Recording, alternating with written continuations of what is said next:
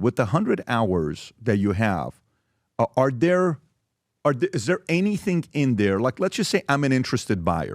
I would be interested in buying the 100 hours that you have. I would be interested in buying Bannon's 15, 16 hours that he has, right? I would be interested in both of them. Let me just add about Bannon's, what the hours that Bannon has is that I wouldn't buy them from Bannon if I were you, because Bannon does not own them. Oh, who owns them? I didn't know that. Jeffrey Epstein paid for those tapes that Bannon did. So the trust owns it. Yes. Oh, yes. The estate owns it. The estate owns it. So wow. Okay. So that's a new fact. I didn't know the fact that that recording is not. So Bannon couldn't sell it if he tried. So if he wanted to do a documentary, he would never be able to use those hours in a documentary. Yes, and again, let me stress that although Steve, who I am personally fond of, but Steve's cover here that he was making a documentary about Epstein is 100% not true. I know this because I was there, and I'm fully aware and actually have it on tape of what transpired here, and that was Bannon's effort to help Epstein with his legal problems, and this would be in 2019 when the law was closing in on Epstein, and Bannon's suggestion was that Epstein go on national TV to try to perform a mea culpa or explain or humanize himself in some way. And then Bannon offered to help prepare him. So essentially what Bannon was doing was media training. He was tutoring Epstein in how to face a hostile interview on a hypothetical 60 minutes. Got it. So more of a training, a PR, than anything else. So let's talk about your 100 hours that you have with them. How much information is in there that it's bombshell, earth-shattering type of information where the public should know about out of the 100 hours you have with them?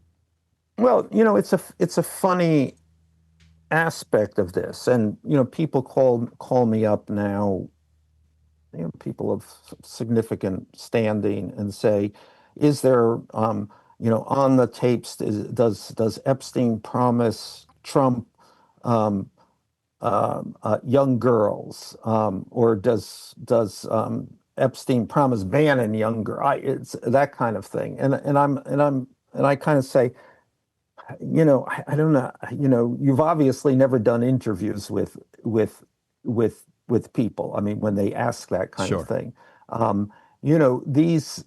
These conversations unfold over a long period,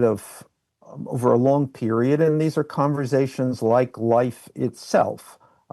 Epstein is talking about his life. There's lots and lots of details. There's lots of information that would be surprising. I suppose there are.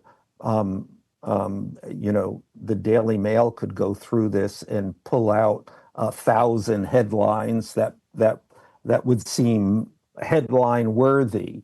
When you listen to these tapes, or when you were present, as I was during these things, you don't have that feeling.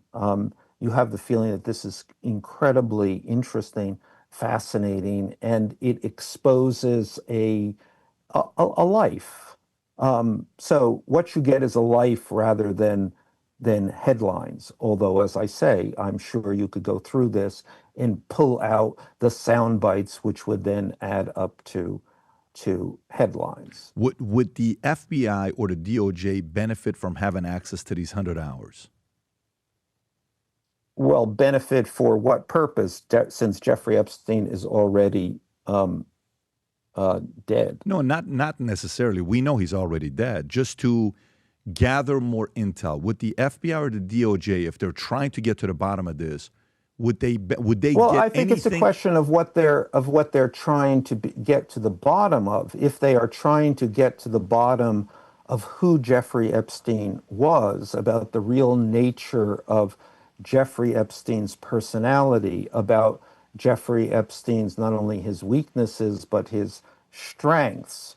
If the FBI and the DOJ were biographers, as I am, they would find it interesting. Since they are not biographers, I think that they would probably be less interested than certainly I am. The FBI's job, different than CIA. CIA is international, foreign. The FBI is domestic. Their job is to make sure, families in America are going to be safe. Americans are going to be safe. So anybody that's tied to this, or to even eliminate or address a future next Epstein, they would probably benefit from studying the patterns of how this guy communicates. And if that's the case, has the FBI, has the Department of Justice, have they at all reached out to you since you've had these for 6 years, whether it's under Biden or Obama, to say, or Biden or Trump, to say, hey, Michael, we think we need access to this recording that you have? No, they haven't, and they probably haven't for a lot of reasons. First, I'm a journalist and a writer, therefore that becomes a complicated thing. I mean, Epstein was a source for what I was doing, so I think that they understand the difficulties there. And then I also think they're probably unclear on they probably have no goals. There is probably no open investigation of Jeffrey Epstein, and of course, to what point he is dead. And there's no, to my knowledge, open investigation of anyone else involved with Jeffrey Epstein. Ghislaine is has obviously been convicted. I mean, she's been convicted. Right. She's Makes sense. in jail and is now headed toward a pardon. So I don't think that there is any issue there. So again, crossing these disciplines of someone who has been interested in, someone has material that reflects the full life of this man, and then the FBI and the DOJ, who are not interested in the full life of this man. They're interested in only their highly segmented view of any given person. Yeah, but not even a door knock, right? You've not even gotten a door knock on them. Hey, Michael, can we see this? You've had nothing. No email, no door knock, no text, no phone call. Nope. Okay. And if you were to sell it to an interested party, what would be the range of your asking price? I wouldn't sell it. It's not for sale. Oh, okay, so you're not selling it. I got it. No, I'm a writer. Okay. So this is a story that I think is worth telling. As a writer, it's a story that I mean, it's a pretty interesting story for me. So how I tell it and when I tell it, is a kind of an organic and natural process. But I don't know why I got the impression that you were open to selling it, and you said some people reached out or they didn't, or you were surprised. No. I mean, I have spoken to many outlets, and but it is about telling this story. It is not about. I would never sell this. I would never.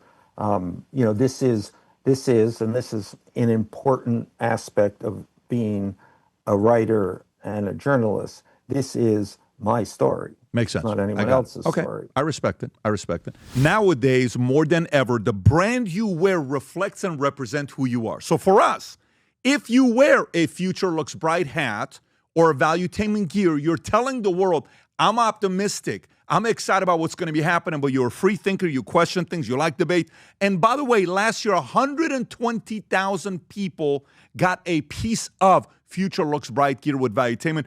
We have so many new things. The cufflinks are here. New Future Looks Bright. This is my favorite, the green one. Just yesterday, somebody placed an order for 100 of these. If you watch the PBD podcast, you got a bunch to choose from. White ones, black ones. If you smoke cigars and you come to our cigar lounge, we have this high quality lighter cutter and a holder for the cigars. We got sweaters with the Valuetainment logo on it. We got mugs. We got a bunch of different things. But if you believe the future looks bright, if you follow our content and what we represent with Valuetainment, with PVD Podcast, go to vtmerch.com. And by the way, if you order right now, there's going to be a special VT gift inside just for you. So again, go to vtmerch.com, place your order, tell the world that you believe the future looks bright. If you enjoyed this video, you want to watch more videos like this, click here. And if you want to watch the entire podcast, click here.